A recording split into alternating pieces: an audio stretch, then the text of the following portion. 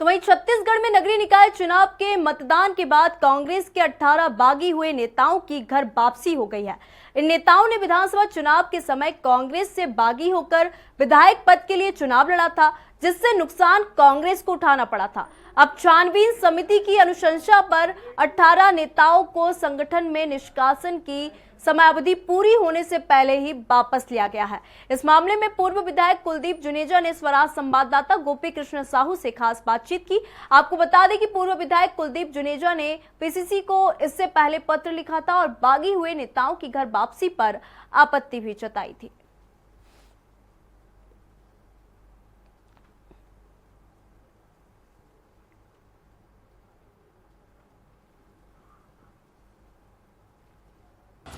छत्तीसगढ़ में निकाय चुनाव को लेकर मतदान की प्रक्रिया पूरी हो चुकी है और इसी बीच कांग्रेस ने जो कांग्रेस से निष्कासित किए हुए नेताओं के लिए जो समिति बनाई थी, उनके द्वारा रायपुर जिले में 3 नामों सहित 18 नामों की सूची जो है वो जारी कर दी। हम अभी पूर्व विधायक कुलदीप जुनेजा जी के साथ है, उनसे हम बातचीत करेंगे। जुनेजा जी, चुनाव जो है वो हो चुके हैं, वोटिंग परसेंट काफी कम हुए हैं, कैसे देखते हैं पूरे इस चुनाव को? देखिए, वोटिंग परसेंट कम होने का बहुत बड़ा कारण सरकार की लापरवाही है। सरकार ने जो परिसीमन किया उससे मतदाताओं को पता नहीं चला कि उनका मत कहाँ पर है। पति पत्नी का अलग अलग मत, बाप बेटे का अलग अलग, एक ही घर में एक ही परिवार में सबका अलग अलग 5-5, 6-6 बूथ में वोट डाल दिए। तो लोग भटकते रहे पर्ची लेके, कहाँ वोट डालना है कहाँ नहीं डालना, दिन भर लोग भटके। तो सरकार की लापरवाही के कारण मतदान कम हुआ है और लोगों में वोट डालने का लोगों का रुझान था, लेकिन इसीलिए वोट नहीं डाल पाए लोग। इसी बीच कांग्रेस ने निष्कासित किए हुए लोगों की घर वापसी की एक सूची जारी की है, जिसमें अजीत कुकरेजा का भी नाम सामने आया है। आपने इसके लेकर विरोध भी किया था, लेटर लिखा था। मैंने विरोध किया था, सब जगह विरोध किया था, पूरे वहाँ पर दिल्ली में राष्ट्रीय नेताओं के पास भी विरोध किया था, क्योंकि एक बार नहीं 4-4 बार इन्होंने कांग्रेस के खिलाफ खुलकर काम किया है। लेकिन अब पार्टी ने निर्णय ले लिया है, छानबीन समिति ने निर्णय लिया इनकी वापसी का, तो मैं इसमें मेरा कोई वो नहीं है। अगर पार्टी जो निर्णय करेगी, संगठन जो निर्णय करेगा, मुझे मान्य है।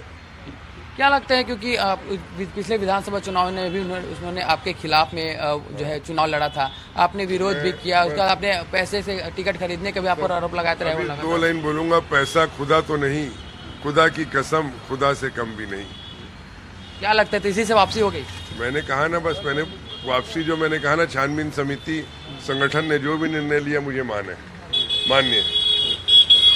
इसीलिए अजीत जोगी के जो परिवार है उनके भी वापसी की इस पे खबरें हैं, क्या कहने? जो भी पार्टी उनके लिए भी निर्णय लेगी, संगठन, हमारे यहाँ संगठन जो निर्णय लेगा हम सबको मानना पड़ता है और मानेंगे भी।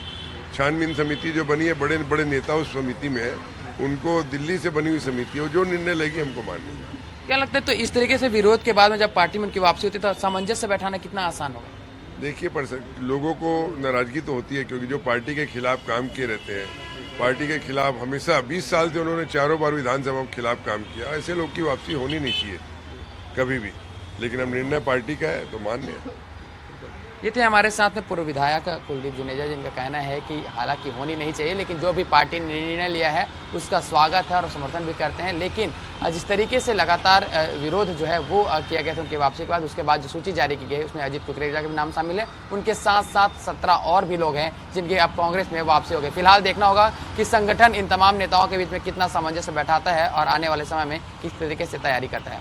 कैमरा पर्सन श्रीकांत गौतम के साथ में गोपी कृष्ण साहू, स्वराज एक्सप्रेस, रायपुर।